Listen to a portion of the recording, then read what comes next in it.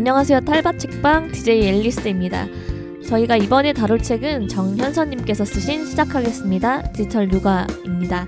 오늘 빅리뷰와 또 다음 주부터 2회에 걸쳐서 진행되는 빅스토스 시간을 통해서 이 아동 청소년의 디지털 매체 사용에 대해서 좀 이야기를 해보려고 하고요.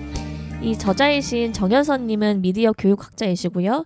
또 이제 디지털 미디어 교육 방법을 연구하고 개발하면서 정리한 디지털 육아 원칙과 사례를 공유하자는 취지에서 이 책을 쓰셨습니다.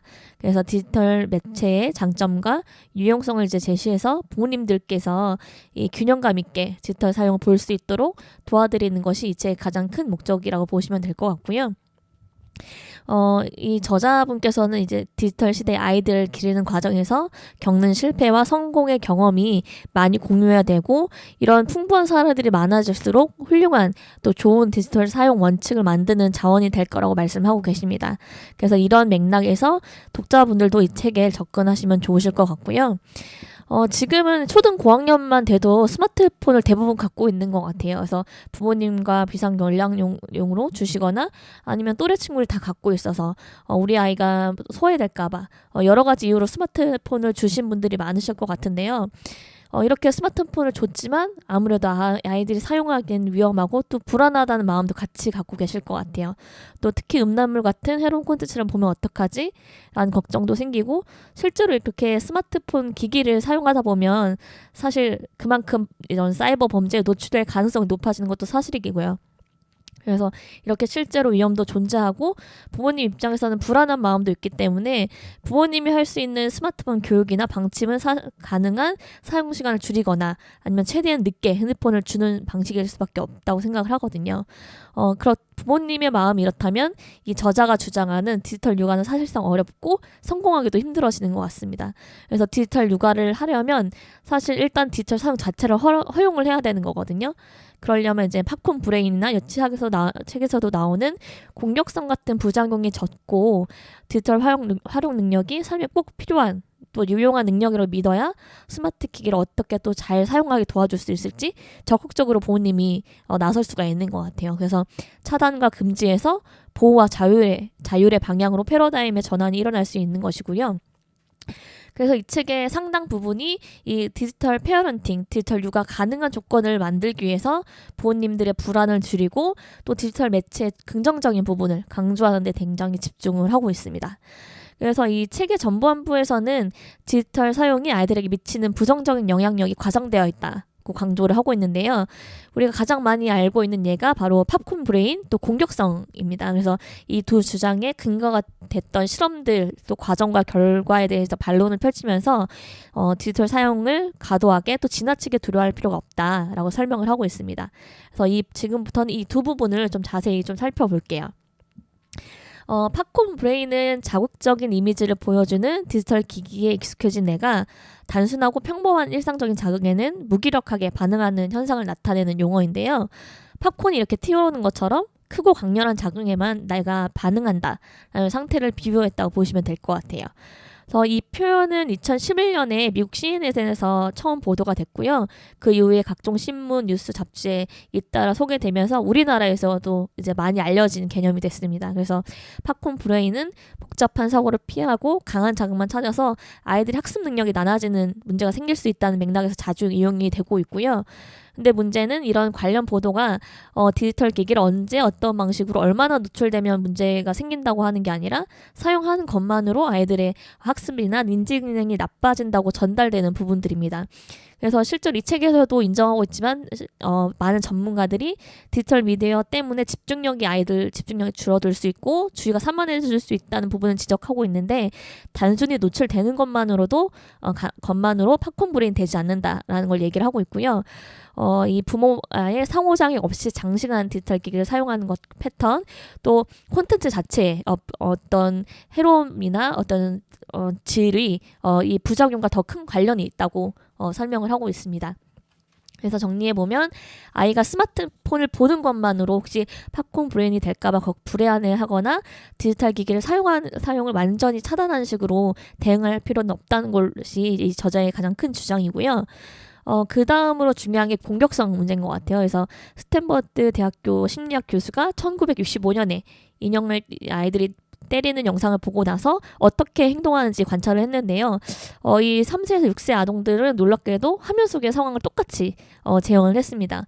그래서 이 실험만 보면 폭력적인 영상이 아이들의 폭력성을 높인다고 해석을 할 수가 있어요. 근데 이 아이들이 이렇게 따라하는데 조건이 필요하다는 같이 봐야 되거든요. 영상 행동을 따라하려면 아이들이 일단 영상 내용을 기억할 수 있을 정도 인지 능력이 발달한 상태여야 하고 또 행동에 대한 보상도 필요합니다.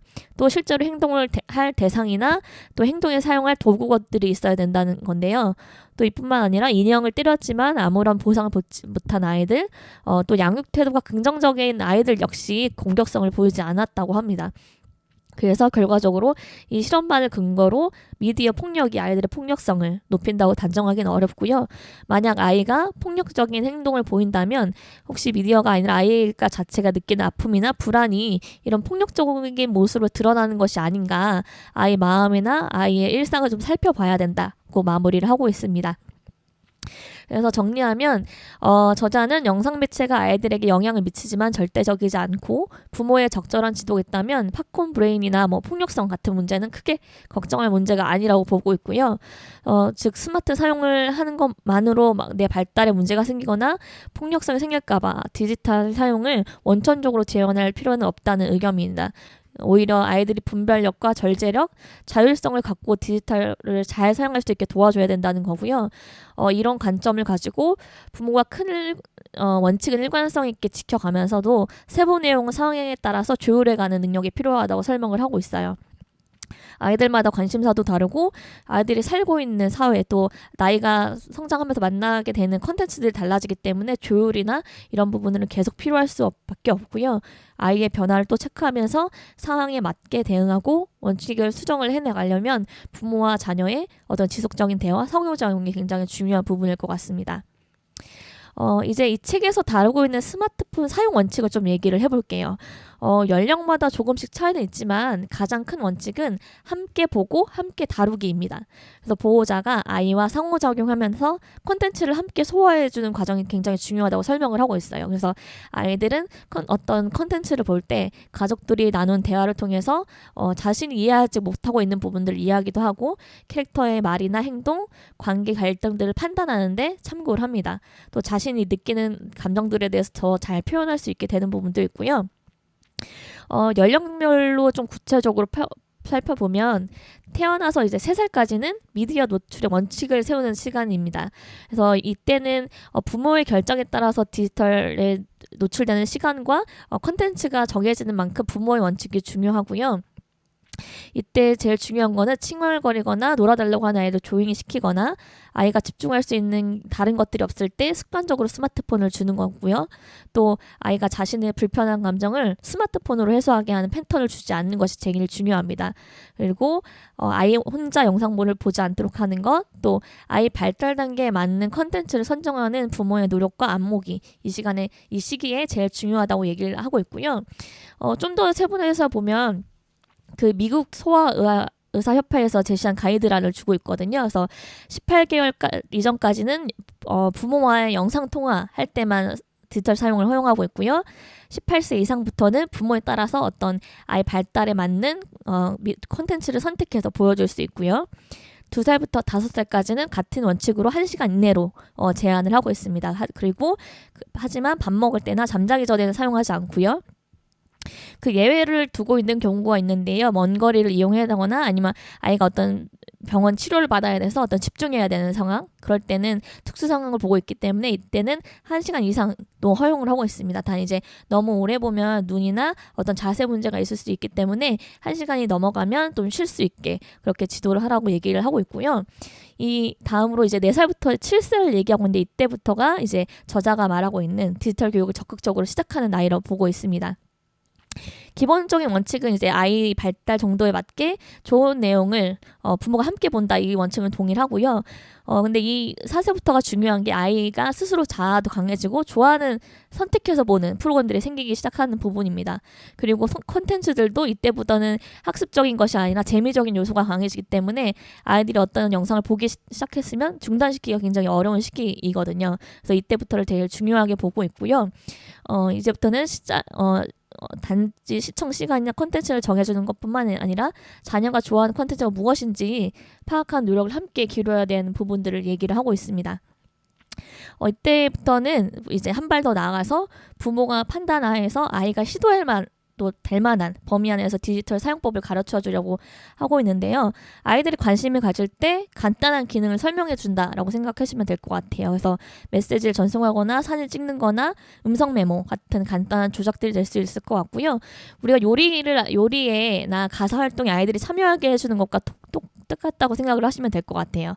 엄마 아빠가 미디어 이용을 대해서 설명해주고 안전한 범위 안에서 경험해 볼 수 있도록 하는 것이 초기 디지털 미디어 교육이라고 보시면 되겠습니다.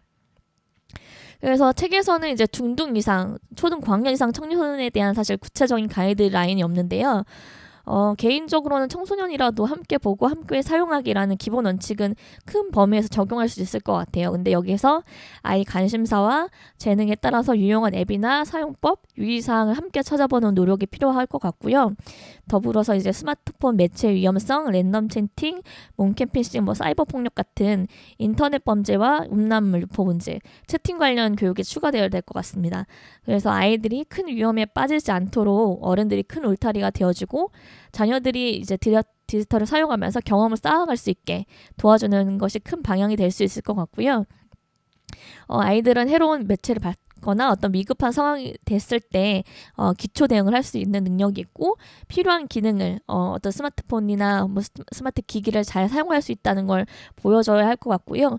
부모는 아이가 질문이 있거나 요청이 있을 때 적극적으로 같이 해결해 나가는 모습을 보여줘서 위험한 상황에 왔을 때 아이가 빨리 도움을 청할 수 있도록 신뢰를 쌓아야 되는 부분이 중요할 것 같습니다. 저희 지금까지 책에서 다루고 있는 중요한 주장과 구체적인 디지털 가이드라인을 좀 나눠봤습니다. 다음 주 북스토스 시간에서는 자녀와 부모님을 모시고 스마트폰 사용에 관한 얘기 또 책에 대한 이야기를 함께 나눠보도록 하겠습니다. 다음 주 북스토스 시간에 만나 뵙도록 하겠습니다. 감사합니다.